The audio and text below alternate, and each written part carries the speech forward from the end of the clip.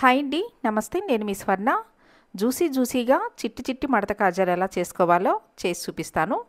ముందుగా ఒక గిన్నెలో కప్పున్నర వరకు మైదా పిండి వేసి జల్లించుకోవాలండి.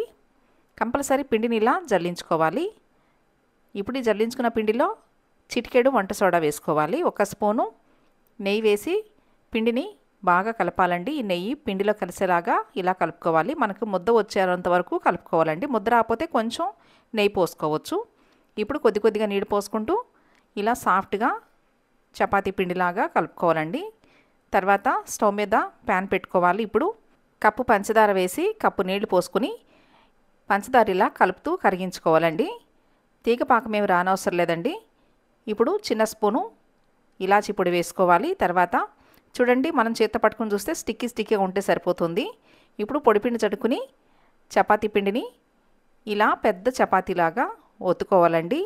వీలైనంత పలచగా పెద్ద చపాతీలాగా చేసుకోవాలి. ఇలా చివర్లు కట్ చేసేసి ఇప్పుడు ఈ చపాతీ మీద కాస్త పొడిపిండి చల్లుకుని ఇలా టైట్గా రోల్ చేసుకోవాలి. లూజ్ అనేది లేకోకుండా ఇలా టైట్గా రోల్ చేసుకోవాలండి. ఇలా చేసుకుని చివర్లు కట్ చేసేసి చిట్టి మడత కాజాలన్నాను కాదండి, అందుకనే నేను చిన్నగా కట్ చేస్తున్నాను. ఇప్పుడు ఈ కాజాల మీద వేలుతోటి ఇలా లైట్గా ప్రెస్ చేయాలి. ఇదే విధంగా అన్నిటినీ ప్రెస్ చేయాలండి. ఇప్పుడు ఆయిల్ పెట్టుకోవాలి. మనం చేత్తో పట్టుకోగలిగినంత వేడి ఉంటే చాలండి.